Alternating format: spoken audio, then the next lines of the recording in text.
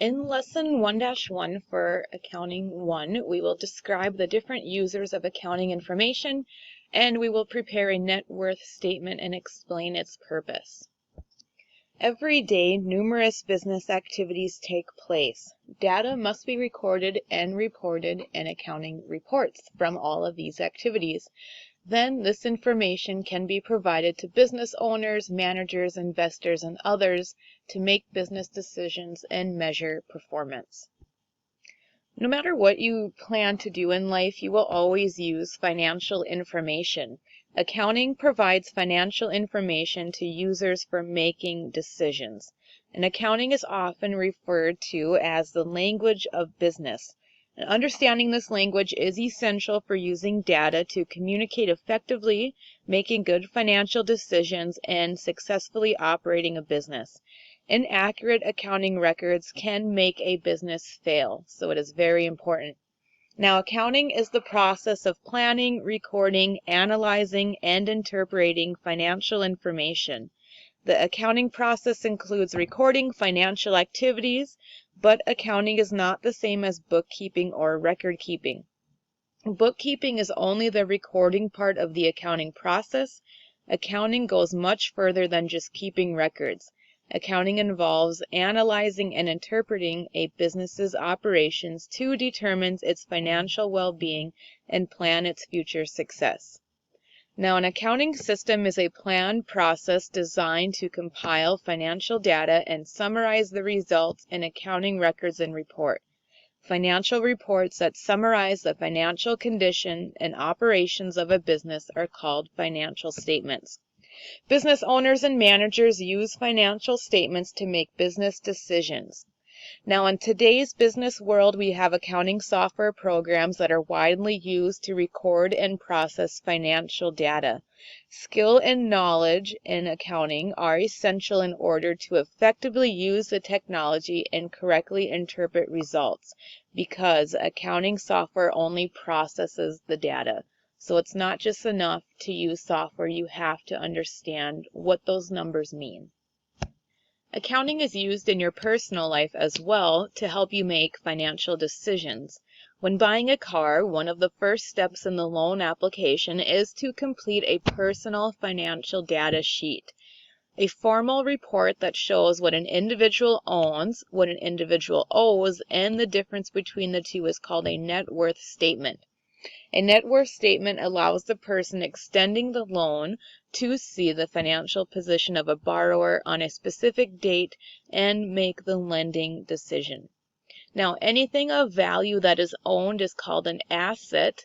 So examples of assets could be a car that you own, a house, anything, land, anything you own that has value is an asset. Anything that you owe is called a liability. So an example would be a car loan. So you may own the car, which is an asset, but you may have a loan on it, which would be a liability. Now, the difference between personal assets and personal liabilities is called a personal net worth. Net worth shows the financial value of the owner after paying all liabilities. A larger number reflects a higher net worth.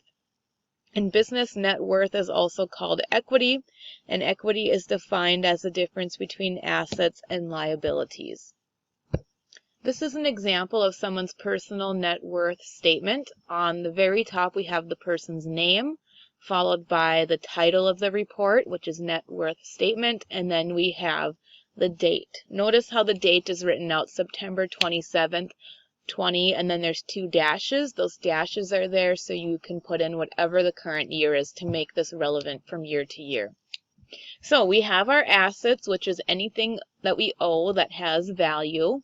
Their example would be their savings account. They have $2,000, and their class ring, which is worth $250. So their total assets would be $2,250. Next, we have our liabilities, which is anything that we owe other people. They have their liabilities as owed to parents. They owe their parents $50, and then they owe to Ace Electronics $125. So their total liabilities is $175. So their net worth, also known as equity, this is how much money they actually have to their name after all their debts are paid off. Their net worth is $2,075. Something really important to know is that it is standard practice in accounting to place double rules under the last amount on the statement to indicate the amount is total.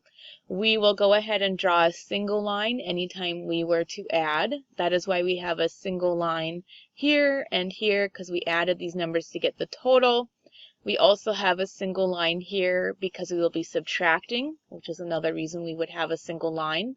And then at the end, we have our double rule, or our double line, to indicate it's a total.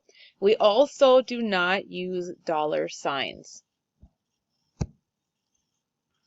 A business and its owner have contracts with customers, suppliers, employees, government representatives, and many others. A successful business maintains good relationships with all these contacts by conducting itself in an ethical way. The principles of right and wrong that guide an individual in making decisions are called ethics. The use of ethics in making business decisions is called business ethics. Making ethical business decisions is a skill that can be learned. Each chapter of this textbook, we're going to have a feature on business ethics to help guide us in making smart, ethical business decisions. Now, this lesson also put in a little thing about written communication on page 8. It says, keep these questions in mind when writing any written communication. First one, why am I writing and who is my audience? Next one, is the message logically organized for easy reading? Am I communicating responsibly and ethically? Does my writing style demand the reader's attention? And is the document free of grammatical and formatting errors? And those are all good tips whenever we are communicating with somebody in a written format.